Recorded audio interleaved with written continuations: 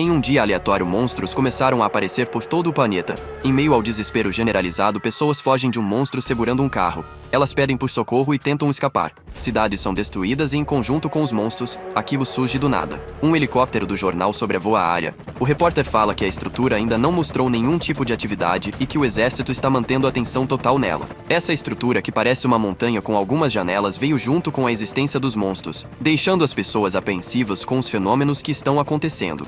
A montanha que surgiu no centro da cidade parece mais uma torre. Entradas e saídas por todos os lados e seu interior brilha com uma luz roxa. Esse foi o primeiro embate entre a torre do tutorial e a humanidade. A torre de tempo em tempo invocava humanos espalhados pelo mundo. De uma maneira forçada, a torre puxava eles para dentro sem qualquer requisição de parâmetro como idade ou gênero. Lá dentro eles eram obrigados a concluí-la, tendo que formar grupos de aventureiros. Porém, a torre era tão difícil que apenas 20% dos participantes acabavam sobrevivendo. Já as pessoas que sobreviviam voltavam mais fortes e com habilidades especiais, se tornando a única esperança da humanidade na luta contra os monstros. 12 anos depois, após a primeira conclusão da torre, monstros sapos com duas línguas são atacados por um raio roxo os cortando no meio. O homem que lançou esse raio é um rapaz loiro de olhos claros chamado de Caçador. As pessoas ao redor clamam pela chegada do Caçador, tirando fotos como se fosse uma celebridade. Depois da torre, os caçadores se tornaram ídolos da humanidade, recebendo atenção por todos os lados. Sendo um caçador, você poderia almejar a mesma fama e fortuna de celebridades. As pessoas comuns que viam eles da TV almejavam se tornar caçadores. Uma nova era teve início no momento em que os caçadores tornaram-se parte do poder das nações. Foi aí que eles elevaram os seus preços, e para que pudessem se proteger de alguma forma do governo, se juntaram em organizações só de caçadores. Essas organizações, chamadas de guildas, fizeram tratados de paz com os governos, se tornando uma parte essencial da sociedade, participando até mesmo de programas de TV. O programa Conhecendo Caçadores apresenta novidades e curiosidades dos caçadores. Hoje eles estão com os líderes de 3 grandes guildas. O primeiro é o líder da guilda Gogureio, Seu Kon-an, um homem de cabelos e olhos castanhos com um olhar marcante em seu rosto. A segunda é a líder da guilda Erams, Seu Young-li, uma mulher de cabelos e olhos azuis, um olhar gentil. O terceiro é o líder da guilda Seou, Seung-kim, um homem bonito de olhos vermelhos e uma aparência moderna. O programa Conhecendo Caçadores foi desenvolvido baseado no que é popular e na semana passada, graças ao suporte do público, a taxa de telespectadores de 35,7% fez com que obtivessem o status de programa mais popular. A apresentadora pergunta aos participantes sobre um jogador avançado que vive no tutorial. Os mestres de guilda ficam assustados, mas ela continua questionando se conhecem quem é esse jogador avançado. Conan fala que se há relatos recentes sobre ele, pelo visto ainda não morreu e tá levando uma boa vida. A Young lhe fala que não existe ninguém que não saiba quem é aquela pessoa. Ele foi o primeiro jogador enviado para a torre junto com eles, alguém que tá preso dentro da torre há 12 anos. Young fala que isso é mais como se fosse um tipo de maldição, que ele não pode sair igual os outros jogadores, voltando infinitamente para o primeiro andar da torre, tendo que recomeçar de novo. A repórter fica impressionada com o caçador que concluiu a torre repetidas vezes. Comenta que caçadores só saem da torre depois de treinar todas as habilidades básicas até o limite, e um homem que a concluiu repetidas vezes por 12 anos já deve ter se tornado um caçador bem poderoso. Existem boatos que ele conseguia concluir do primeiro até o 100º andar em um dia. Dentro da torre, pessoas correm desesperadas pedindo ajuda. Elas vestem armaduras, arcos e espadas, tirando um homem, que usa uma roupa casual e uma chinela. Pessoas são brutalmente jogadas para cima, caindo no chão logo em seguida. O homem, com um olhar despreocupado em seu rosto, encara o boss do 10º andar da torre, um monstro demoníaco com cabelos de fogo e chifres saindo pela sua testa. Apenas a cabeça de Balok é do tamanho do homem, mostrando quão grande seu corpo é. O homem fala que se ele conseguisse sair da torre, talvez fosse colocado no rank A ou superior. As pessoas na internet comentam sobre o jogador avançado. Alguns falam que dá para conseguir rank A ou S depois de sair da torre, mas se perguntam de qual torre precisam sair para conseguir esse ranking. O rank S é capaz de destruir montanhas só de utilizar suas habilidades. Um cara comenta que viu o jogador avançado quando escalou a dungeon. No andar 72, 3 lobisomens apareceram e ele continuou seguindo em frente, derrotando-os sozinho. Também dizem que ele foi capaz de chutar um monstro do primeiro andar até o 10º. Esse homem luta contra o boss final, chutando sua cara com um sorriso no rosto. O impacto de seu chute é tão forte que o boss enfinca o queixo no chão. Ele novamente coloca os pés sob sua cabeça e começa a gritar perguntando quem que é o fã dali. O homem, com um sorriso maléfico em seu rosto, fala que valendo 10 pontos ele é o cara que vale 12. A subjugação do boss acaba com o último ataque sendo do chinelo. Ele olha o boss no chão desaparecendo e fala que vai ter que começar tudo de novo. Nos últimos 12 anos, o tempo necessário para concluir a torre foi diminuindo.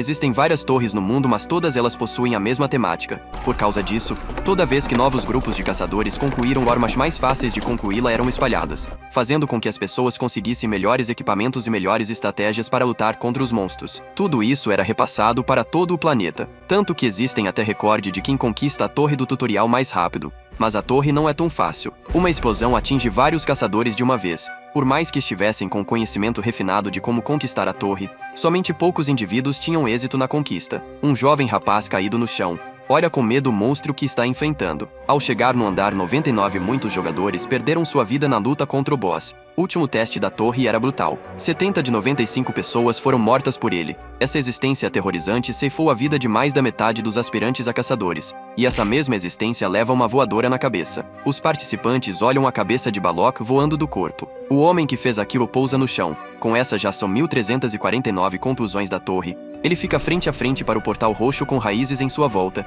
e suspira, fechando e abrindo os olhos. Ele se depara com a mensagem de bem-vindo à torre do tutorial, indo para a conclusão 1350. O homem começa a rir, várias e várias vezes até que cai no chão. Neste grande salão vazio ele grita, xingando a torre e pedindo para voltar para casa. Ele deita no chão ainda suspirando e abre a janela de status. Uma tela flutuante aparece diante de seus olhos. Ian Volkin, de 26 anos. Tem quase todos seus atributos no limite do tutorial. Há 12 anos atrás ele enfrentou esse mesmo boss com um grupo de caçadores. Com muito esforço eles conseguiram matar o boss e concluir a torre, ficando felizes que poderiam voltar para casa. Na frente do portal o grupo fala que se não fosse por ele, nunca conseguiriam completar a torre. Ele fala para não deixarem de se falar quando forem para o lado de fora. Porém, quando ele abre os olhos novamente, ele se depara com a mensagem de bem-vindo à torre do tutorial. A armadura que cobria seu corpo também sumiu e ele teve que concluir novamente com outras pessoas. Uma mensagem dizendo que ele foi amaldiçoado pela torre aparece em sua frente, o deixando irritado e com sua tela de status. Após tentar negar a realidade, ele foi atrás de curar sua maldição. Ele várias vezes concluiu a torre do tutorial sozinho. Ele fortaleceu seu corpo até o limite, conseguindo destruir pilhas de rochas como se não fosse nada. Mas toda vez que ele concluía a torre, ele voltava ao primeiro andar. Nada funcionou. Mesmo depois de tentar todos os métodos possíveis durante 5 anos, ele não foi capaz de encontrar uma saída. Já desesperado e desiludido, pensando que não conseguiria sair da torre, ele começou a aproveitá-la da sua maneira. Ele se disfarça e fala com os iniciantes dizendo que tem uma missão para eles. Essa é sua atuação de bancar o NPC. Depois ele banca um instrutor militar que ajuda no treino dos caçadores, usando um boné e roupas militares que ele pegou de um ex-militar que virou caçador. No entanto, depois de um tempo ele cansou de manter contato com os humanos. Vendo todos eles saindo da torre e contando história do mundo exterior, ele se sentiu entediado e triste, não tendo mais o que fazer durante um longo tempo. Agora deitado no chão olhando sua janela de atributo, ele percebe uma mudança que não via faz tempo. Uma mensagem dizendo que o loop foi removido aparece. Ele rapidamente levanta segurando a tela com as mãos desacreditado no que estava lendo. Seus olhos brilham vendo aquela mensagem. Ele grita tão alto que dá para ouvir do outro lado da torre. Ele se prepara e salta destruindo vários andares com um puro na excitação de voltar para casa. Voltamos ao programa. A apresentadora fala que a conquista mais veloz da torre foi por volta de 10 meses. Ela pergunta se o 18º grupo de caçadores pode bater esse recorde. Os líderes de guilda falam que é uma resposta difícil. O número de caçadores é sempre diversificado e há vários fatores que podem ocorrer, dependendo da força de unidade. Também é importante saber que tipo de ataque tem o melhor efeito e isso vai depender das técnicas deles. Além de tudo isso, as coisas começam a ficar verdadeiramente complicadas depois do andar 51, já que a cada 10 andares surge um boss de alto escalão. Dali em diante a sorte não está mais do seu lado. Na torre nós vemos um ogro que é um desses bosses de alto escalão, assustado com o terremoto que está acontecendo. Saindo do chão à sua frente Volkin aparece. Com os olhos brancos de raiva ele passa pelos andares da torre explodindo ela. As explosões são tão fortes que dão para ver do lado de fora. Finalmente chegando ao andar 99, fica novamente de frente ao boss, mas dessa vez com um olhar imparável em seu rosto e com a excitação de que vai finalmente voltar para casa. Ele acerta o peito do boss o matando instantaneamente. Do lado de fora parece que a torre acabou de enfrentar uma guerra. Explosões, rachaduras e fogo é visto por todo lado. Perto da torre uma base de monitoramento foi estabelecida pela Associação dos Caçadores da Coreia. Seu objetivo, além de auxiliar os novos caçadores, é contabilizar quanto tempo eles demoram para concluí-la. Os dois homens assustados olham um portal se formando, dizendo que um novo recorde surgiu. Enquanto faz uma ligação, o homem de terno manda o outro preparar a chegada dos sobreviventes. Porém, só uma pessoa sai do portal. Andando calmamente, Volkin se depara com o mundo de fora. Vendo inúmeros prédios por todos os lados, a única coisa que ele consegue fazer é rir. O homem de mais cedo chega dando parabéns por ter êxito em sair do tutorial. O protagonista, abismado com o mundo ao seu redor, olha para o homem, perguntando se realmente conseguiu cair fora da torre. E com os olhos marinados ele grita de felicidade. O homem procura o seu nome na lista, mas não consegue achar entre os participantes do 18º grupo. Passando por todos os grupos antigos, ele chega no primeiro grupo do tutorial e encontra seu nome. O homem fica assustado olhando para ele enquanto diz que ele é o jogador avançado. Volkin, que ainda tá pulando de felicidade por ter saído, nem escuta o que ele fala. O primeiro a ser invocado na torre escapou oficialmente após 12 anos. Uma semana depois, uma multidão de pessoas se reúnem para entrar em um prédio. A repórter do Conhecendo Caçadores está na central do tutorial da Coreia, onde os caçadores do 18º grupo terão a sua primeira avaliação de ranking. O 18º é um caso especial. Por terem reduzido o tempo do recorde mundial de conclusão da torre, eles chamam a atenção do mundo inteiro. A repórter fala que também há outro rumor circulando: o fato do jogador avançado finalmente ter saído da torre. Na área de espera VIP da torre do tutorial, os líderes de guilda se reúnem. A mulher pergunta se ele realmente saiu, e o outro responde que só há uma pessoa com o nome Volkin quem entrou em 2006. Ela pensa que ele deve estar com a mesma aparência de quando se encontraram pela primeira vez, já que na torre apetite, sono, tudo desaparece até o envelhecimento. O outro líder de guilda se pergunta que tipo de monstro ele se transformou depois de tanto tempo lá. Então a avaliação de ranking começa. Os caçadores novatos se reúnem usando um equipamento básico dado por eles, tirando uma pessoa que está comendo um Doritos no fundo da sala. O protagonista, que comeu todos os Doritos em instantes, chama a atenção de todos os caçadores ali. Ele pergunta por que eles estão usando aqueles equipamentos e o homem responde que eles foram distribuídos durante a manhã e são necessários para que não falhe no teste de avaliação. Ele nem viu os equipamentos chegando porque estava dormindo. A avaliação começa e todos ali ficam sérios. Uma porta abre e eles são mandados saírem. O brilho da porta é tão forte que faz o protagonista fechar um olho,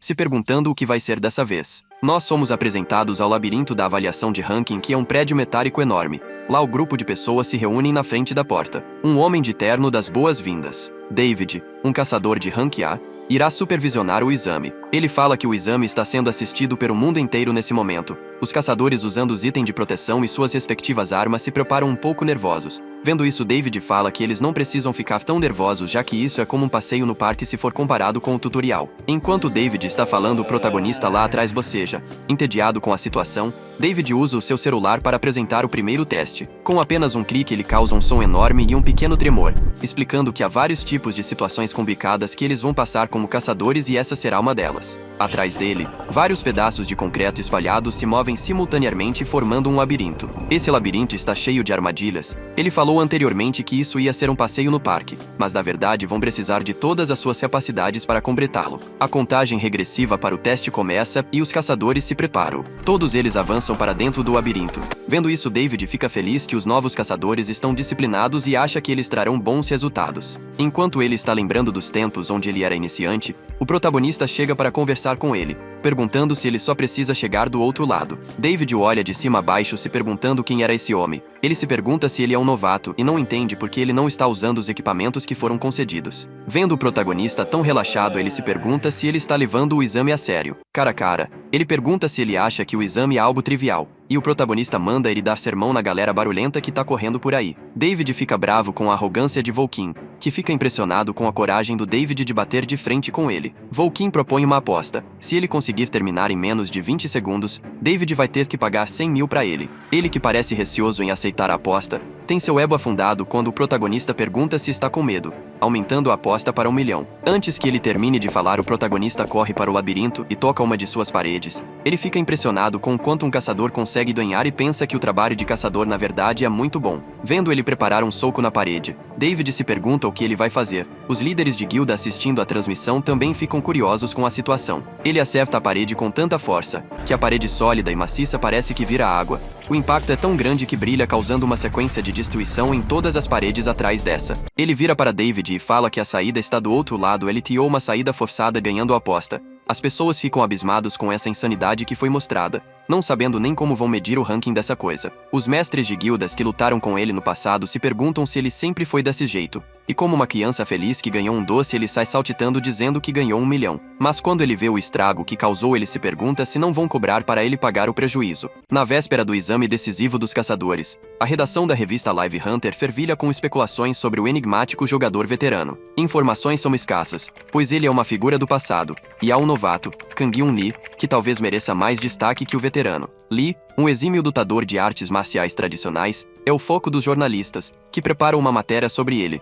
enquanto questionam a existência do jogador veterano. Kang-hyun Lee, agora em meio ao exame, declara seu desejo de se tornar uma lenda, enquanto se posiciona para o combate. Enquanto outros recuam diante da ameaça de um monstro, ele se mantém firme, pronto para o confronto. Com a espada em punho, ele enfrenta o perigo, disposto a arriscar tudo por seu sonho. Mestre de Kendo, com um histórico de vitórias e títulos, Lee é o mais formidável caçador de seu grupo. Ele acredita que uma primeira impressão marcante pode pavimentar seu caminho para o sucesso. Ele recorda a ascensão meteórica do protagonista na torre, um guerreiro imbatível que supera todos os obstáculos. Hyun Lee, testemunha daquela jornada, não compreende como foi ofuscado, enquanto o protagonista, triunfante, proclama seu retorno para casa. Agora, no exame de classificação, Hyun Lee e os demais observam a destruição causada. Por questões de segurança, o exame é interrompido, e todos são instruídos a aguardar novas orientações. Nos bastidores, a equipe de filmagem busca desesperadamente por imagens claras do evento. As câmeras, antes voltadas para Hyun Lee,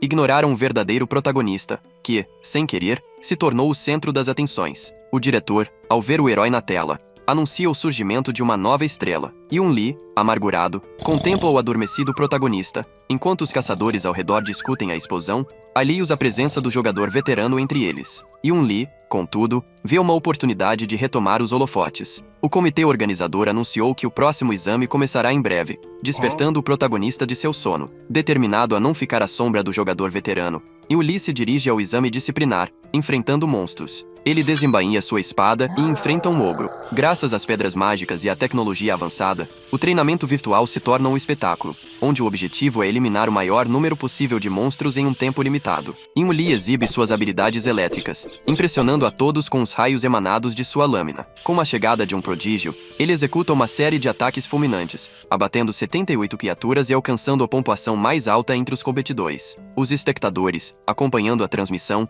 comentam que, não fosse pelo jogador veterano, Lee teria sido o campeão incontestável. Volkin passa por ele, bocejando, indiferente ao alvoroço, enquanto os mestres de guilda observam curiosos para ver como ele se sairá após tanto tempo. O exame recomeça, e Lee tem 120 segundos para enfrentar uma horda de monstros holográficos que surgem ao seu redor. As pessoas assistindo olham atentamente para a tela. O protagonista, mesmo cercado de monstros, está extremamente calmo. A contagem regressiva acaba e os monstros começam a atacá-lo. Movendo-se rapidamente como uma bala, ele explode a cabeça do monstro. Seus movimentos são tão rápidos que as câmeras não conseguem acompanhar. A horda de orcs é rapidamente eliminada. A visão das pessoas observando é como se ele estivesse desaparecido e a cabeça dos monstros começassem a explodir. Nem os líderes das guildas conseguem acompanhar seus movimentos, cogitando se ele está usando alguma técnica. Essa hipótese é descartada já que ele acabou de sair do tutorial. Observando atentamente a filmagem em câmera lenta, dá pra ver que ele só está se aproximando dos monstros e atacando casualmente, sem usar nenhuma técnica. Esse poder e velocidade monstruosos deixa os mestres de guilda assustados, se perguntando o que diabos ele fez durante seu tempo na torre. Quando o tempo acaba, de pé ali na sala, ele está cercado de corpos. Ele conseguiu matar sozinho um total de 248 monstros, quebrando o antigo recorde. As pessoas que estão vendo sua performance pela internet comentam sobre o quão incrível ele foi. Alguns acham que ele usou magia para se mover daquela maneira. Hyun Lee, que tá lendo esses comentários, esmaga o celular, profundamente irritado com as pessoas falando de Kim e não dele. Sedento de ódio, ele golpeia a parede de seu quarto várias vezes. Ele que se esforçou tanto e até chegou a usar métodos sujos para melhorar o seu ranking, foi completamente ultrapassado por um aleatório. Na sala de espera, uma mulher mostra uma lista. Perguntando do que se trata, ela explica que é uma lista de guildas que gostaria de encontrá-lo. Essa mulher à sua frente é a chefe de inteligência da Associação dos Caçadores, Alice. Ela explica que muitas guildas estão interessadas em tê-lo, devido ao potencial que ele mostrou. O protagonista olha a lista de relance, entendendo que essa mulher importante não está ali apenas para isso. Ele pergunta o que ela veio fazer, respondendo que está ali por motivos pessoais. Além de poder ver pessoalmente o caçador que revirou o mundo, Ela indica que ele entre na guilda Ares, entregando o contrato em sua mão logo em seguida. Com sua chegada na guilda, sua remuneração fixa seria de 10 bilhões de won. Por causa do valor exorbitante, ele pergunta se a Coreia está passando por alguma crise econômica ou se a moeda desvalorizou muito. Ela explica que na verdade a economia vem melhorando drasticamente. Só as terras que o protagonista costumava morar estão custando agora cerca de 1,3 bilhões. Ele fica obviamente assustado com essas informações. As coisas mudaram muito desde que entrou na torre. Ela continua dizendo que a guilda Ares está muito interessado por ele, e que estão dispostos a pagar até o dobro disso para recontratá-lo. Ele se questiona se alguém do governo poderia estar recomendando uma guilda. Ela fala que esse foi um pedido pessoal do olheiro da guilda Ares. Ela acrescenta que ele não precisa decidir agora, porém é interrompida pelo protagonista. Ele já decidiu que não planeja ficar atado a nenhuma guilda julgando o contrato na mesa. No começo ela acha que ele está brincando, mas ele continua firmemente impondo a sua ideia. Após sair da sala, ele reflete sobre a proposta. Nesse mundo é dar e receber. Eles não ofereceram uma fortuna de 10 bilhões por motivo algum. Se aceitasse, ele teria que trabalhar. Deitado em sua cama com uma pilha de salgadinhos do lado, o vagabundo fala que não gosta de trabalhar e quer viver uma vida confortável e despreocupada. Voltando à conversa, ela pergunta se ele não planeja ser um caçador, mas ele a adverte, explicando que mesmo sem conexão com guildas, existem caçadores que trabalham separadamente. Ela acha ele bem arrogante, mas mesmo assim diz que se ele mudar de ideia poderia ligar para o número do cartão. Deitado em sua cama, ele está bravo por ter demorado a descobrir sobre os caçadores mercenários. Se soubesse disso antes, ele nem teria perdido seu tempo fazendo o teste dos caçadores e aproveitaria para dormir. Ele dá uma olhada na lista das guildas e reconhece algum dos nomes ali. 5 dias depois, em um restaurante japonês, ele não reconhece as pessoas que ele está falando. Os 3 mestres das guildas mais famosas da Coreia estão em sua frente. Eles foram seus antigos companheiros 12 anos atrás. Seu com que antes tinha sua idade, agora é um coroa. O garoto tímido Seun agora virou um cara bonitão, e Seo Yeon, que era apenas uma estudante do fundamental testuda, virou praticamente outra pessoa. Ele relembra de como o Seun se escondia atrás dele, o deixando bem envergonhado. Ele também fala da vez que a Seo Yeon se mijou quando viu o Benshi no 14º andar, sendo ameaçado de morte ali mesmo. Ele tá feliz de reencontrar os amigos, aproveita o seu sushi, se perguntando como ele conseguiu viver 12 anos sem isso. Eles lembram do dia que capturaram o tritão e ele ficou cantarolando dizendo que queria comer sushi. Ele chegou até a cortar o rabo dele para fazer um sashimi. Dá para ver que desde sempre ele é um lunático naquela torre. Seus amigos, lembrando de seu passado, falam que se tornou um hábito ouvir histórias dele dentro da torre. Curioso, Kim pergunta algumas dessas histórias, descobrindo que ele é praticamente uma celebridade e que as coisas feitas na torre são mencionadas na TV até hoje, deixando ele um pouco preocupado. As ideias que ele teve para matar o tédio agora estão na TV. Ele se pergunta quais delas estão, já que ele fez um monte de coisa. Muitas das coisas que ele fez lá foram vergonhosas. Uma vez ele concluiu a dungeon pelado, outra ele concluiu fazendo cosplay de Goblin. Eles falam que as histórias mais famosas são de uma vez que ele derrotou um chefe enquanto dançava, e do dia que ele derrota todos os monstros usando apenas os pés do 1º ao 10º andar. Ele fica aliviado que as histórias mais comprometedoras ficaram guardadas lá. Enquanto come o seu sushi, ele explica que essas foram coisas que ele sentiu vontade de fazer na hora. Seus antigos companheiros, que já o consideravam um monstro depois do teste de avaliação, agora só confirmam. Ele fala que ficar preso naquela torre fez com que ele fizesse um monte de coisas, até adotando um discípulo. Ele não lembrava da época com exatidão, mas foi quando ele passou bastante entre os andares 50 e 60, encontrando um rapaz que foi largado na torre. Na época ele estava na ideia de criar um estilo marcial. Então, usando um grande manto e máscara de caveira, ele se apresenta ao rapaz, agindo como um monge misterioso. Depois disso, ele começou a treinar o garoto, fazendo ele equilibrar jarros com água enquanto ficava em um pé só, mandando levantar pesos extremamente pesados e dizer que ele tinha que concentrar o chakra no abdômen para conseguir quebrar uma pilastra. Porém, aquilo tudo era uma fraude. A única coisa que ele fazia era usar força bruta. Refletindo agora, ele sente pena do rapaz e fica feliz de ter usado uma máscara, definitivamente não querendo se encontrar com ele. Ele pergunta como foram as coisas do mundo exterior e continua uma longa conversa. Voltando para casa, deitado em sua cama, ele abre novamente a janela de status, não encontrando mais a mensagem de limite do tutorial alcançado. Sua idade também voltou aos 24, como se ele realmente tivesse perdido 12 anos de sua vida. Seu objetivo agora é apenas conseguir uma boa quantia de dinheiro e viver uma vida de paz e sossego até morrer. Porém, mesmo que muitas mensagens tenham sumido, uma continuou. A que diz que o ciclo infinito foi removido. Abrindo a mensagem, ele descobre uma quest, mandando-lhe matar 3 bosses dessas respectivas dungeons. Ao mesmo tempo, ele é chamado do lado de fora do seu quarto, Abrindo a porta, o porteiro fala que algumas pessoas da guilda Ares vieram visitá-lo. O protagonista disse que não está interessado, mas o porteiro insiste. Vendo que eles não vão parar até deixar extremamente claro que não quer entrar, ele cede o guarda até onde o recrutador está esperando. Lá sentado no sofá, um homem de terno com um guarda atrás o espera. Kim é direto ao assunto, falando que deixou extremamente claro que não queria se juntar a uma guilda. O homem se apresenta como Byoyong Kang, o gerente de recursos humanos da guilda Ares. Ele pergunta se o protagonista realmente consegue fazer progresso como um caçador sem guilda, falando que não haverá sofrimento desnecessário quando se juntar a Ares. Kim entende suas intenções, perguntando se eles realmente foram até sua casa para ameaçá-lo. O segurança fica irritado com a petulância de Kim, mas é parado por Byoyong, que o aconselha a não fazer nada insensato. Kim fala que conhece bem a guilda deles, dizendo que são um bando de escórias que monopolizaram metade das dungeons da Coreia. Durante sua conversa com seus ex-colegas, ele descobriu que para adentrar em uma dungeon, ele precisa ter um bilhete de permissão. A guilda Ares monopolizou 66% de todas as dungeons do país, desde as dungeons de rank A, que são perfeitas para farmar, até as de rank D, que são boas para orientar iniciantes. No fundo, eles deixam os outros com apenas duas opções: pagar o seu bilhete caro ou se juntar à guilda. O segurança soca a mesa tentando amedrontar Kim, e novamente sugere para ele pensar melhor na proposta, já que eles podem acabar com sua vida caso não aceite. O segurança joga a mesa na parede. Esse homem é um caçador de rank A. Pergunta se o MC tem chances contra ele. Com um sorriso no rosto, ele continua os provocando, despreocupadamente sentado no sofá. Kim levanta e tira sua chinela, dizendo que vai ensinar boas maneiras para eles. O segurança irritado parte para cima dele, mas com uma chinelada na cara, o arremessa na parede. O outro olha assustado para o seu amigo, enquanto o protagonista calmamente caminha até ele. Antes de ir até ele, Byoyong pensa que ele até tem um bom potencial, mas é apenas um peixe grande em um aquário pequeno. O segurança, que treinou diretamente na guilda Ares, estava preparado para deixar ele de joelhos, ou pelo menos assim era para acontecer. O mesmo,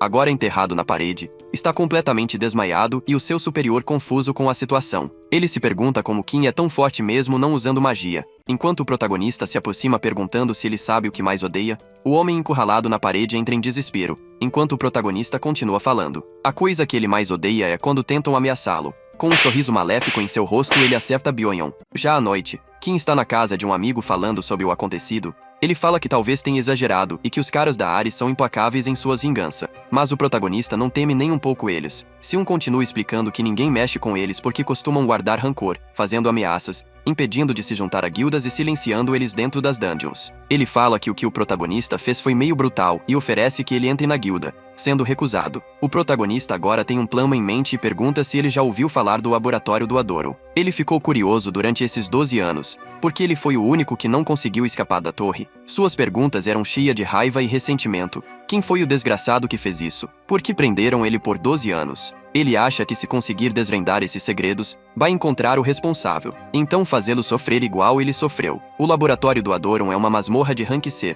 Seu boss é um cientista maluco meio ciborgue que adora fazer experimento nos outros. Ela é conhecida por ser um bom lugar para os iniciantes ficarem mais fortes. Seul não tem certeza se vão permitir sua entrada, já que essa dungeon também é propriedade da guilda Ares. Indignado, Kim pergunta se não há nenhuma lei para prevenir o monopólio. Mas Seul explica que o governo não tem tempo para lidar com problemas dos caçadores. Ele complementa dizendo que o motivo de conseguirem matar pessoas em dungeons sem serem pegos é porque a polícia não consegue investigar lá, categorizando como mortes acidentais. O protagonista decide invadir o lugar, mas o albo é contrariado por Seul dizendo que eles vigiam o local 24 horas por dia. Ele decide enfrentá-los de frente, novamente sendo repreendido, já que fazer isso vai fazer com que a guilda se torne sua inimiga. Lembrando o que fez com as últimas duas pessoas da guilda, ele diz ser um pouco tarde para pensar nisso. Na sede da guilda Ares, eles estão discutindo sobre sua expansão para a China, Rússia e Japão. Satisfeito com o progresso de sua expansão, Seul Nueu, que é um caçador de rank S e diretor da filial coreana da guilda, ele fala que o tempo necessário para expandir para outros países não importa, se eles sempre estiveram à frente da concorrência, comparando a quando você está fugindo do boss de uma dungeon, onde você não precisa ser mais rápido que ele, e sim o mais rápido do que o cara do teu lado. Um de seus funcionários vem entregar a análise de nível dos status de Yoyo no Kim. Analisando as filmagens de seus movimentos no tutorial, eles usaram uma máquina que mede com precisão o status das pessoas. Vendo seus status, ele fica impressionado, já que são totalmente bizarros de forte. Ele pergunta se conseguiram o recrutar. Descobrindo que não, ele fala que a guilda é melhor sem ele. Recrutar um cara como protagonista seria um benefício muito grande para a guilda. Com suas habilidades, ele poderia fazer incríveis progressos em labirintos e nas dungeons. Porém, ele poderia não ficar satisfeito e ir atrás do seu cargo como diretor. Ele fala para esquecer de recrutar ele e o ensinar uma lição, Quando Will tá saindo da sala, ele é abordado por um homem ruivo de cabelo preso. Esse homem fala que estão com problemas no laboratório Adoro. Nas montanhas de Sheombo, uma jovem moça pede para que os seguranças da masmorra deixem-a entrar para caçar. Eles dizem que para poder entrar ela precisa de um bilhete. E se tá precisando caçar tanto, é melhor ir no labirinto, que é de graça. Ele se aproxima da garota, que parece ser uma arqueira.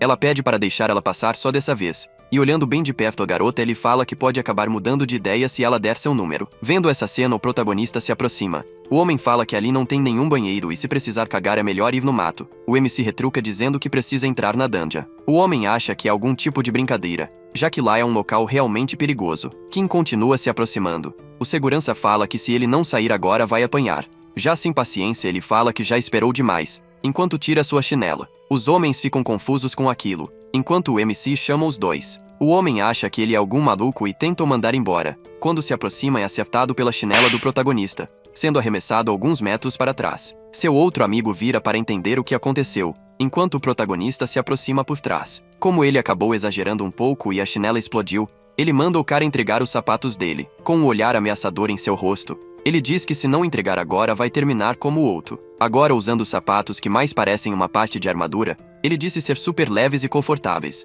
Isso porque o homem pagou 5 milhões de wons pela magia de redução de peso. Dizendo que não é um cara malvado, ele entrega suas chinelas para ele. A menina que tava ali fala que tá de saída, enquanto o homem desolado olha as chinelas explodidas do protagonista. No quartel-general da guilda de Seul, Yong-Li grita com Yun, perguntando como que ele deixou que o protagonista saísse assim. Yu reclama por ela tá gritando com ele, e fala que Kim não é alguém que possa ser parado. A única coisa que ele pôde fazer foi alertar sobre a guilda Ice. Eles lembram do tempo que estavam na dungeon. Normalmente o protagonista não é o do tipo que causa problema e deixa as coisas para lá, mas se alguém mexer com ele, a história muda. Todo mundo vai ver a verdadeira personalidade transtornada dele. Kim é mostrado dando uma olhada em seus novos sapatos, enquanto seus companheiros falam que não deveriam se preocupar tanto com ele. Depois de conversar sobre a guilda Ares, ele perguntou sobre os status dele, deixando até Young assustada ouvindo isso. Dentro da dungeon, Adormo está procurando novas cobaias para continuar o seu exame. Um grupo de aventureiros está escondido observando ele. Eles se perguntam o que fazer. A guilda Ares não se importa com o boss, afinal ele não gera tanto lucro. Como já estão ali, eles recomendam que deveriam pegá-lo. Mas a jovem moça do grupo questiona se conseguiriam fazer isso com seus níveis de habilidade. Eles fizeram uma pesquisa antes de entrar na dungeon, descobrindo que o boss tem uma defesa alta, porém o seu ataque é baixo. Se conseguirem cansar e é suficiente, vão conseguir derrotá-lo. Determinados, eles se preparam para enfrentar o boss, mas acabam vendo um homem caminhando até ele. O grupo se pergunta quem é aquele cara que tá cara a cara com o boss. Há 12 anos atrás, seus companheiros de equipe descobriram o que Kim passou quando criança. Em um orfanato, ele era mandado não arrumar confusão e tentar não demonstrar que ele não tinha pais. Depois que seus pais morreram, seu primo colocou em um orfanato e roubou sua herança, talvez por ter perdido sua fé na humanidade, mesmo que normalmente esteja bem. Se alguém tentar controlar ou pressioná-lo, ele não conseguirá guardar o seu rancor perverso. O monstro gigante meio ciborgue se pergunta o que deve experimentar primeiro enquanto faz faíscas usando suas lâminas. O protagonista manda ele parar, mas ele continua rindo da situação, se perguntando por que ele deveria parar. Com apenas um chute, ele destrói o corpo do boss, deixando todos assustados com aquilo. Vento de novo a sua janela de status. Agora uma das missões está completa, sendo a próxima no vilarejo da floresta. O grupo de aventureiros o reconhecem. Ele é o número 1 nos assuntos mais falados da comunidade de caçadores, o jogador avançado. No subsolo da guilda Ares, o lacaio do chefe da guilda está falando com Xiaomion, chefe de gerenciamento da guilda. Ele mostra a avaliação do protagonista, o deixando impressionado que alguém que acabou de sair do tutorial tem 2 atributos rank D. Mion fala que ele é praticamente um monstro, e pergunta se querem que ele tome conta desse cara. Eles já sabem que o protagonista invadiu uma de suas dungeons, e comenta que deve ter sido humilhante para o diretor. Se o protagonista for realmente tão forte, talvez ele não consiga só dar uma lição nele, tendo que matá-lo, mas fará o melhor para ser discreto, já que seu chefe está ocupado com as coisas na China. As coisas lá andam bem complicadas, já que há 2 anos, quando a guilda Pado foi formada, eles praticamente monopolizaram metade das dungeons da China. O líder da guilda por trás do sucesso só teve fora da torre por 4 anos, e todos os membros de alto rank também são famosos por suas habilidades monstruosas. Mas o que é mais impressionante é que a identidade do líder da guilda, um caçador de rank S, é desconhecida. Já que eles estão muito ocupados com essas coisas na China, eles não planejam se esforçar muito para cuidar do protagonista. Ele, que está tirando fotos, fica impressionado quando com a tecnologia avançou. Tirando foto e seu herói do ficando impressionado por seu jogar jogos pelo celular. Ele fala que a dungeon que ele pretende enfrentar é gerenciada pela sua guilda, mas o boss não tá no momento. Kim, indignado, pergunta o porquê e ele responde que ele foi derrotado há algumas semanas. O sistema na vida real funciona diferente na Toei. Lá os monstros levam mais ou menos um dia para se regenerar, já na vida real eles seguem regras diferentes. Monstros comuns regeneram a todo momento, mas o boss demora algum tempo para voltar. O protagonista fica assustado pensando que vai esperar um mês inteiro para poder derrotá-lo, mas é tranquilizado com a notícia que falta só 2 ou 3 dias para o respawn. Ele pergunta quando que ele vai registrar o seu ranking na Associação de Caçadores, já que com esse ranking ele vai conseguir algumas vantagens com patrocinadores e dinheiro. Quando ele fala de dinheiro, o protagonista já se anima perguntando quanto que pode ganhar. Ele explica que depende do rank. Por exemplo, ranks B conseguem ganhar até 1,3 milhões. Já ranks mais altos conseguem ganhar bem mais. Ele mesmo ganha 7 milhões de wons. No outro dia, Yoyunu vai até a Associação de Caçadores junto de Sion. O homem na recepção pergunta se ele está lá para se registrar, perguntando o nome do protagonista. Assim que ele descobre que ele é o cara que escapou depois de 12 anos, ele lembra que Victor estava procurando por ele. Achando ele bem arrogante para um novato, ele espera que sua pontuação seja no máximo de rank B. Ele entrega uma caixa para o protagonista. O olho da verdade, ela vai medir a sua grade de status e mostrar no holograma perto dele. Quando Yoyunu segura a caixa e o holograma aparece, o homem olha assustado para os status mostrado lá. Ele grita falando que não faz sentido ele ter aqueles status e novamente vemos notícias de Yoyunu se espalhando. As pessoas da internet comentam que tirando magia todos os seus status são rank A, e que não existe ninguém assim no mundo. Voltando de carro, Yoyunu fica impressionado com quão rápido as notícias se espalham pela internet. Sion fala que é inevitável, já que além de seus status monstruosos ele também causou uma confusão dentro da dungeon da Guilda Ares. Sion avisa que a Guilda Ares provavelmente já juntou informação suficiente sobre ele, e que depois do aviso de hoje não vão ficar parados em relação a isso.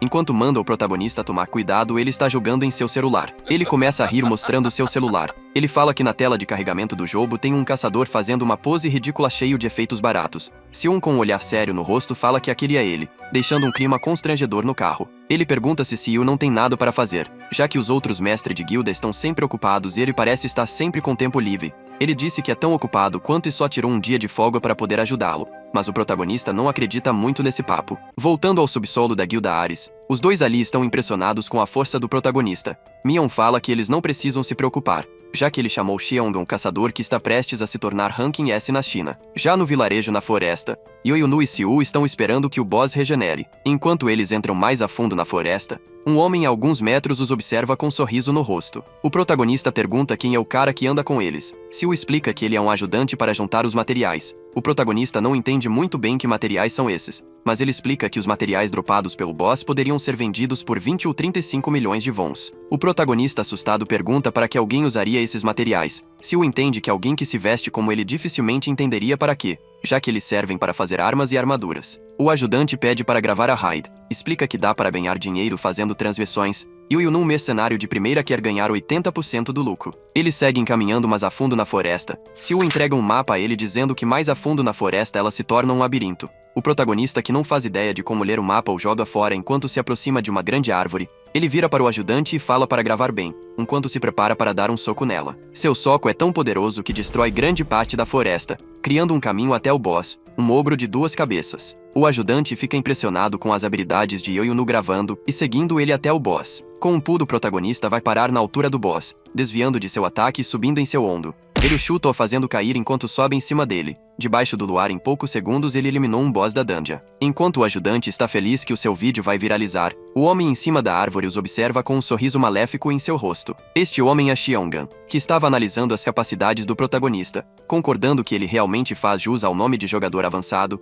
Seus status físicos são avassaladores sem precisar de magia ou habilidades. Porém, foi bem fácil de perceber como derrotá-lo. Amanhã, no dia que ele vai invadir o pântano, será um momento para atacá-lo. Protagonista, que já está lá, sente que tem algo estranho. Quando recebe uma mensagem no celular, foi Seu Yeon, que está preocupada com ele. O protagonista continua avançando. Ele não teme a Guilda Ares ou qualquer outra coisa, já que ele é forte. No dia anterior, Seu Yeon questiona por que ele quer entrar nos territórios da Guilda Ares, respondendo que tem alguns assuntos para tratar lá. Ela continua insistindo, perguntando quais são esses assuntos, mas ele prefere não revelar. Ela pergunta se ele tá fazendo aquilo só para ir contra a Ares e ele responde que tem um pouquinho disso. Seu Yeon suspira. Ela sabe que não precisa se preocupar com ele, já que ouviu quais suas habilidades, mas ela ainda se sente preocupada, falando para ele evitar se encontrar com os membros da guilda. Como o pântano é uma dungeon de rank A, Ares também deve estar esperando para invadi-la assim que o boss regenerar. O protagonista olha e agradece pelos conselhos, mas com certeza ele não vai seguir. Já na dungeon, ele se encontra com um dos membros da guilda que o ameaça com sua faca.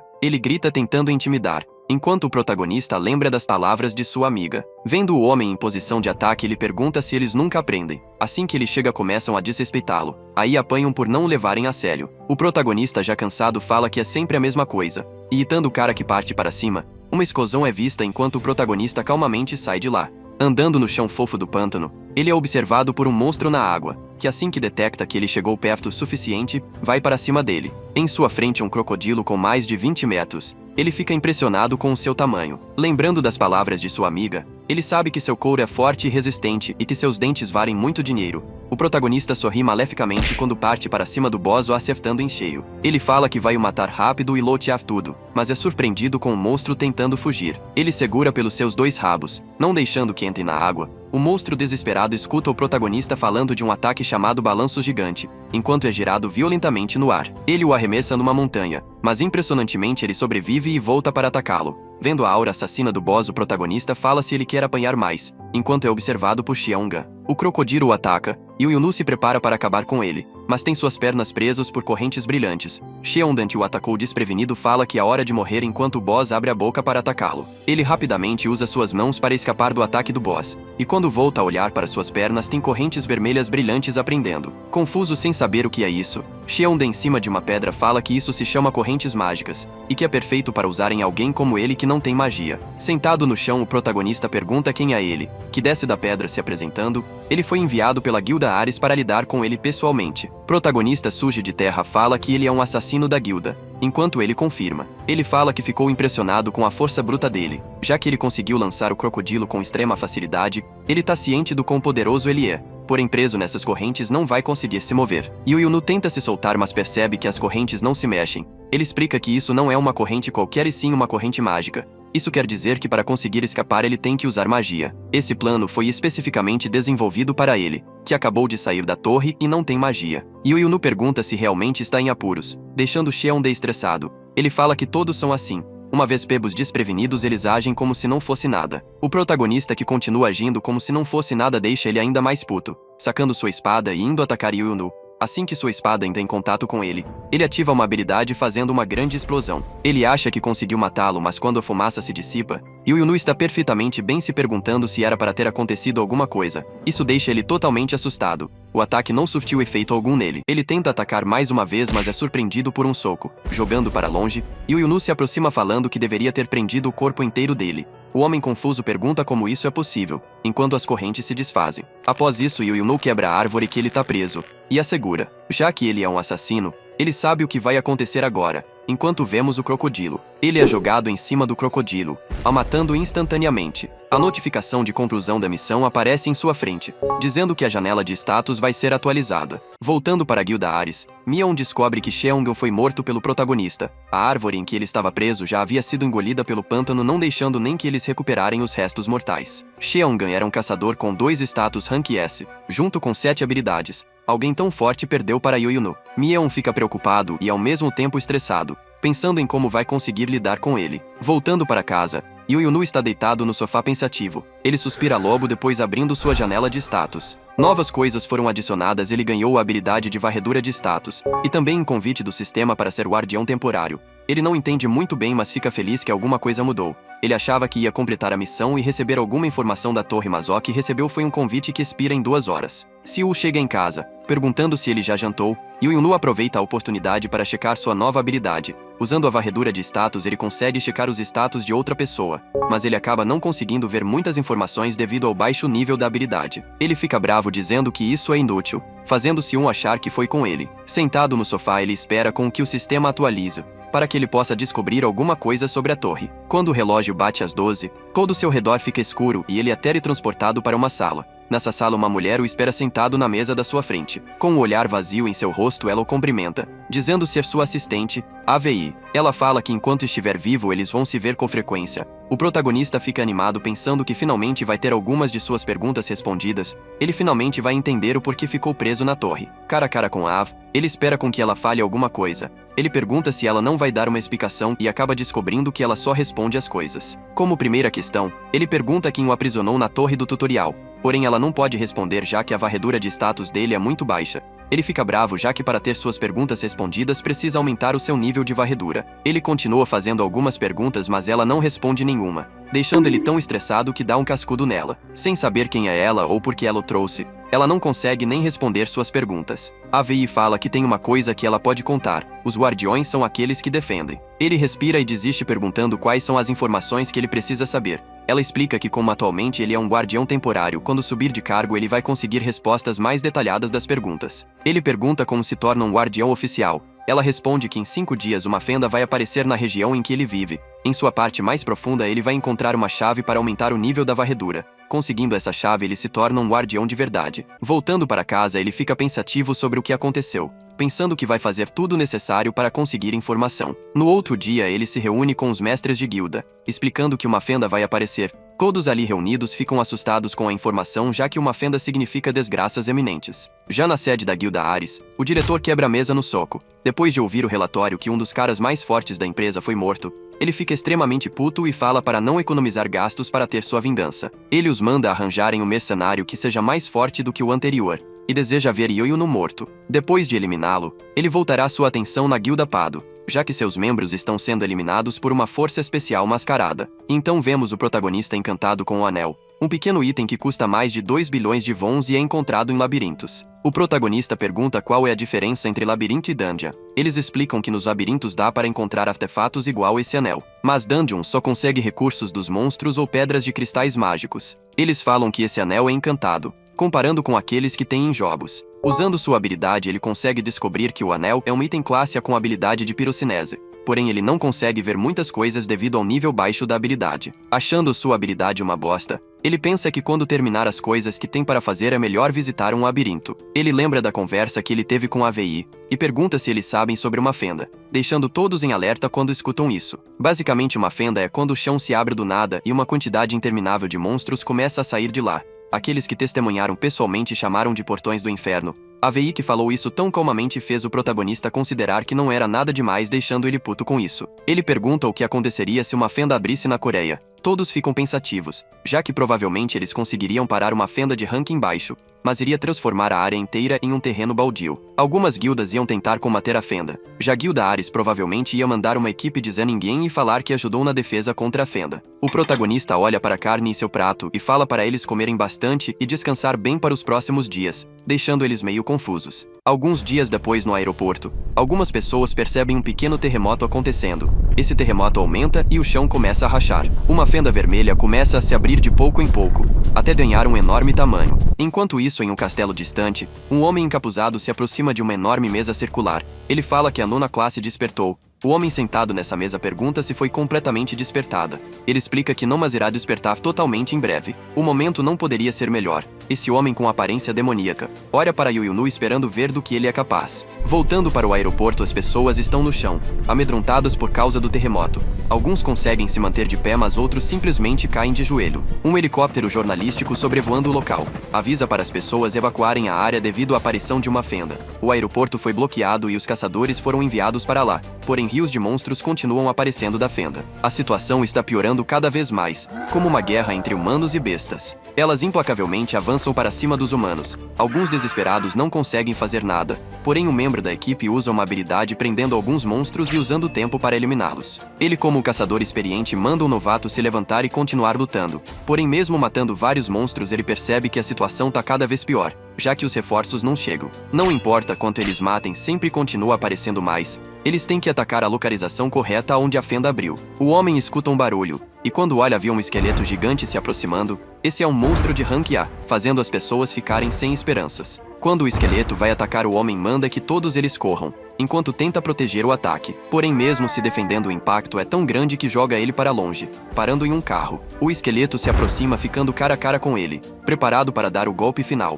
Porém, no último segundo é parado por Yoyunu. Com as mãos no bolso, ele chuta sua cabeça quebrando. As pessoas ali o reconhecem. As roupas casuais pretas que ele usa logo o identifica. O jogador avançado das notícias está na sua frente. Vendo o estrago que causou no esqueleto, ele abre a janela de status, percebendo que precisa ir mais a fundo no aeroporto para encontrar a chave. As pessoas se aproximam impressionadas que ele derrubou um esqueleto com um golpe, mas por causa da distração momentânea, eles são atacados pela Ordem de Monstros. Vendo essa cena, Yuno acha que pode dar uma mãozinha até a ajuda chegar. Ele pega o bastão que o esqueleto gigante usava, pulando e girando algumas vezes no ar, então joga o bastão na pilha de monstros que estava ali, matando vários deles. As pessoas olham aquela destruição e sentem esperança de que podem ser salvos com ele. Porém, o protagonista vai embora da cena, deixando o resto com eles, fazendo com que voltem a lutar e sobrevivam até a ajuda chegar. Mesmo lutando incessantemente, eles começam a ficar cansados e os monstros não acabam. O general fala que se desistirem agora vai ser um massacre para as pessoas que estão lá fora. Em um momento de descuido, ele é atacado pelas costas. Porém, o monstro é morto em um único golpe de espada. O líder da guilda Seul chega para ajudar, dessa vez com sua espada e roupa samurai. Ele está preparado e com todos os membros de sua guilda. Um barulho do outro lado de uma pilha de carros chama sua atenção. Um monstro morto cai ao lado deles. Seo-yeon, junto com os membros de sua guilda, aparece. E um pouco depois Seokon também chega. Com todas as guildas ali presente, ele pensa que finalmente está salvo. Seo-yeon pergunta sobre Yuno, que deveria ter chegado primeiro que eles. O homem fala que o jogador avançado acabou de entrar dentro da fenda. Uma atitude que seus amigos já esperavam pela sua impaciência. Agora todos reunidos começam um contra-ataque contra os monstros. Seokon usa uma habilidade para fortalecer seu escudo. Pegando a dianteira da artilharia, ele avança até a manada de monstros, eliminando vários deles. Sion, usando movimentos rápidos e precisos, também luta contra os monstros. Já Seo-yeon, que usa magia de raio, joga esferas de energia que explodem em uma rajada de luz, queimando os monstros. Yuno está observando o abismo. Pelo que Avei disse, ele precisa chegar até a parte mais profunda. Ele vê que existe um caminho que os monstros usam para subir, e olhando um pouco em volta, ele encontra um carro. Uma ideia surge em sua cabeça. Ele arranca as portas do carro e as usa como dois escudos, pulando na horda de monstros. Um goblin que está passando tenta avisar para seus companheiros, porém de nada adianta. O verdadeiro monstro pousa no meio da horda, deixando eles assustados. Como um búfalo, ele avança pelo caminho, jogando os monstros em todas as direções. Alguns caem de volta no abismo, fazendo ele perceber que não falta tanto para chegar lá embaixo. Ele joga as portas do carro que estava segurando e pula no abismo, pousando em uma pilha de monstros. Chegando no fundo da fenda, ele vê um monstro vermelho se aproximando. Ele parece diferente dos outros, mais forte e com cristais espalhados por seu corpo. O escalador carmesim é um monstro que porta a chave que o protagonista precisa. Ele avança imediatamente para tirá-la dele, dando um soco em direção ao monstro, que consegue desviar e contra-atacar o jogando para longe. O protagonista, assustado, não tem tempo nem de pensar, já que o monstro avança nele. Yuno consegue desviar e contra-atacar com um chute e um soco em sua cara, jogando o monstro no chão. Ele fala algumas coisas enquanto aponta para o protagonista, que não entende e continua a ir para cima dele. O monstro consegue parar o seu soco com uma mão, atacando o albo em seguida. Nessa batalha, o protagonista está com claras dificuldades para enfrentar o inimigo. Percebendo um corte em sua barriga, ele se questiona se deve usar aquela habilidade, se levantando e falando que o monstro agora está lascado. Sem que ele entendesse, o protagonista começa a preparar uma pose de luta, como um verdadeiro artista marcial. Na época que Yuno ainda estava preso na torre, ele lembra que nas histórias de artes marciais as pessoas escapam de suas provações após obterem a iluminação através dos treinamentos espirituais. Ele sabia que isso era só besteira de filme. Porém, ele continuava o treinamento, já que a sua esperança de alcançar uma iluminação e sair da torre era mais forte. No começo, ele só imitava artes marciais que via na TV. Porém, foi uma perda de tempo, já que seus socos não faziam nada contra os monstros. Ele achou que tudo isso era um desperdício. Porém, em determinado momento, ele conseguiu arrancar a cabeça de um monstro com apenas um soco. Os status que ele ganhou ao limpar a torre centenas de vezes tornaram algo falso em real. Ele tentou esquecer desses dias, já que eram muito vergonhosos. Enquanto se prepara, o monstro o ataca. Mesmo vendo um soco chegando, ele se mantém calmo e usa uma técnica chamada Fúria do Imperador, socando violentamente a cabeça do monstro. O ataque é tão poderoso que abre um buraco nas rochas ali perto, dando aquela destruição. Ele fica feliz que não tem ninguém em volta e que essa mania de gritar o nome das técnicas é muito vergonhosa. Ele pega a chave, que atualiza a sua missão. Daqui a 3 dias ele vai se encontrar novamente com a Avei, e acha melhor que dessa vez ela tenha respostas para dar. Ele observa um pequeno drone sobrevoando sobre sua cabeça. Suas filmagens estão sendo mostradas em um telão na guilda Ares. Eles estão assustados com essa demonstração de poder. O chefe pergunta se ele é realmente um Rank A. Sua assistente fala que esses são os resultados oficiais da Associação de Caçadores. O chefe pergunta se isso parecia como Rank A, mesmo com sua magia subdesenvolvida. Não usando itens ou armaduras e com uma roupa esportiva, ele conseguiu demonstrar feitos assustadores. O chefe pergunta se Will conseguiu as informações. Ele acha que até mesmo toda essa força bruta tem um limite e ordena para que se preparem completamente para eliminá-lo. No dia seguinte, na Associação de Caçadores, vários repórteres fotografam os líderes de guilda e o protagonista. Eles estão recebendo um reconhecimento pelos seus esforços contra a Fenda. Enquanto todos estão de terno, o protagonista está casualmente vestindo sua roupa esportiva,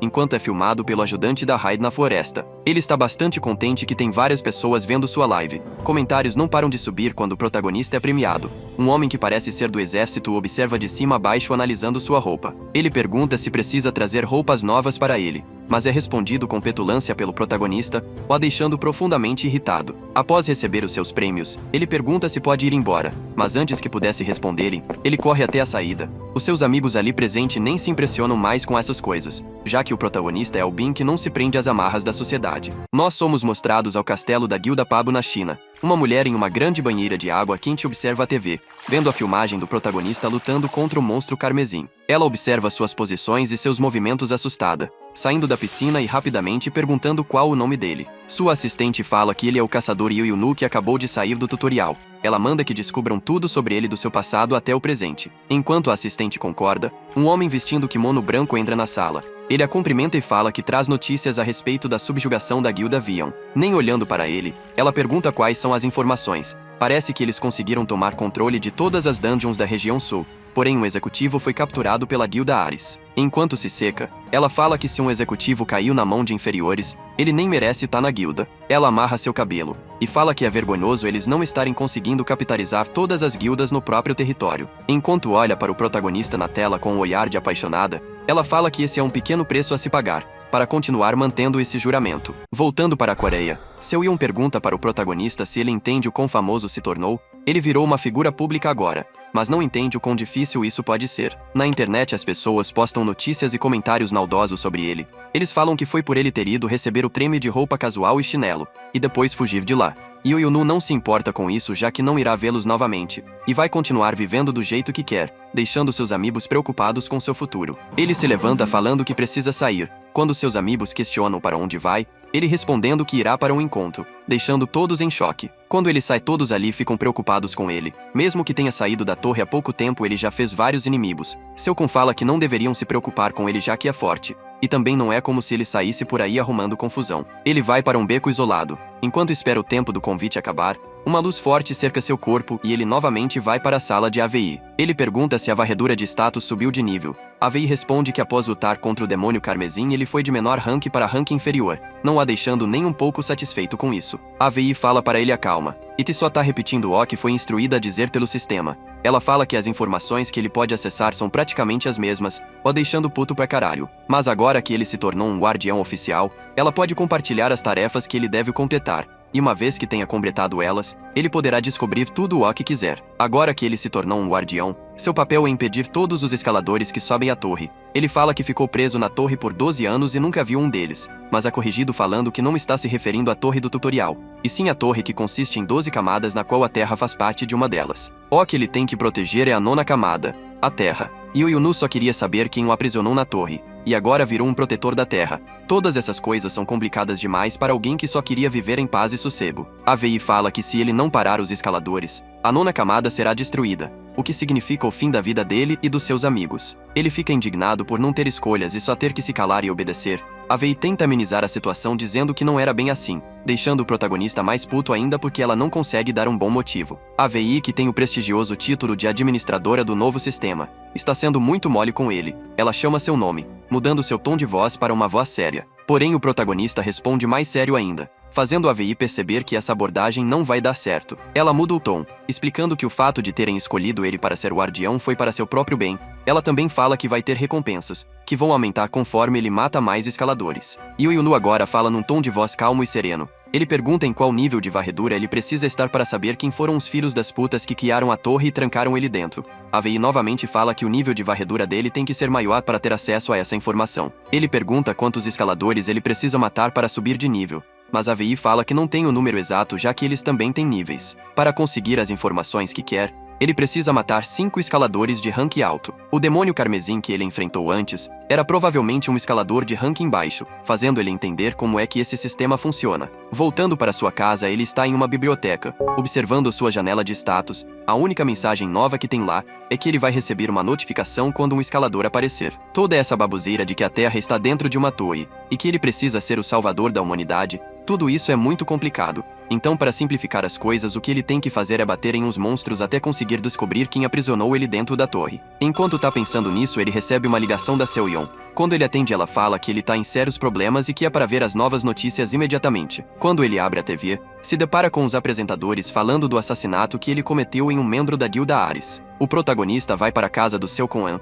Os celulares não param de tocar, porém ele está tranquilamente deitado no sofá. Seo-yeon fala que ele já era famoso assim que saiu da torre do tutorial. Depois de limpar a fenda sozinho, sua popularidade só subiu. Porém agora, com acusações de assassinato, outros países podem começar a prestar atenção nele. Ele pergunta o porquê que eles estão tão preocupados. Seo-yeon, fulminante de ódio, pergunta como eles não estariam preocupados. Ele tá olhando para ela e um sentimento estranho passa pela sua mente. É como se ele tivesse sendo repreendido por sua esposa, mas ele nunca se casou ou teve uma namorada. Então ele pergunta se Seo-yeon gosta dele. Ela respira, mas não consegue controlar sua raiva, ativando sua habilidade de raios. Ela pergunta se ele acha que ela tá brincando. E se falar mais uma coisa desse tipo, ela vai fritar ele. Seon chega lá mostrando seu celular, várias chamadas perdidas de repórteres e também está como assunto número 1 no Twitter. Seokon fala que essa não foi a primeira vez que aconteceu, e Seon lê alguns dos artigos sobre eles. As matérias, além de estar falando sobre ele, estão tentando arruinar a reputação das outras guildas, mas o protagonista parece que não tá ligando tanto para isso,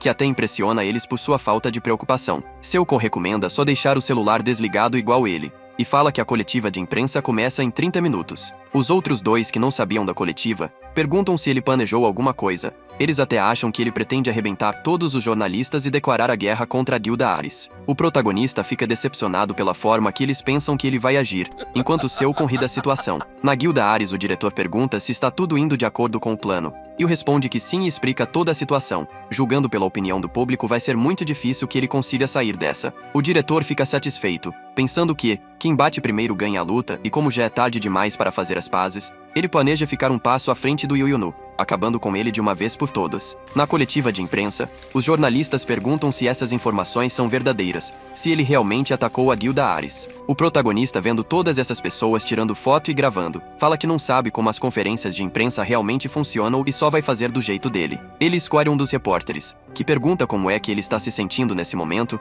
Ele simplesmente responde que tá uma merda. Outro repórter pergunta se é verdade que assassinou um membro da guilda Ares, e ele sinceramente responde que sim, deixando as pessoas ali chocadas. Ele complementa que não sabe por que a Ares está tratando ele dessa maneira. Ele só recusou a proposta deles uma vez e eles já foram tão longe, mostrando o vídeo de seu encontro com o assassino. Embasbacados pela reviravolta da situação, as pessoas continuam vendo o vídeo. Toda a conversa que ele teve com o assassino está sendo mostrada para a mídia. Eles questionam onde isso foi gravado. Ele fala que foi na Dungeon do Pântano, onde ele foi para derrotar o boss. As pessoas continuam não acreditando, falando que as gravações poderiam ter sido alteradas. Porém, sabendo disso, ele tira o celular do bolso. Esse celular é do cara que tentou matar ele. Ele não sabe exatamente que conteúdo tem nele, já que está bloqueado, mas vai descobrir isso quando levar para a polícia. Ele cumprimenta dizendo que, como um novato que acabou de sair da torre, a única coisa que ele pôde fazer foi se defender. Ele fala que o assassino foi morto pelo Mega Crocodilo em uma emboscada. As pessoas ali começam a escrever o que ele falou e compartilhar na internet.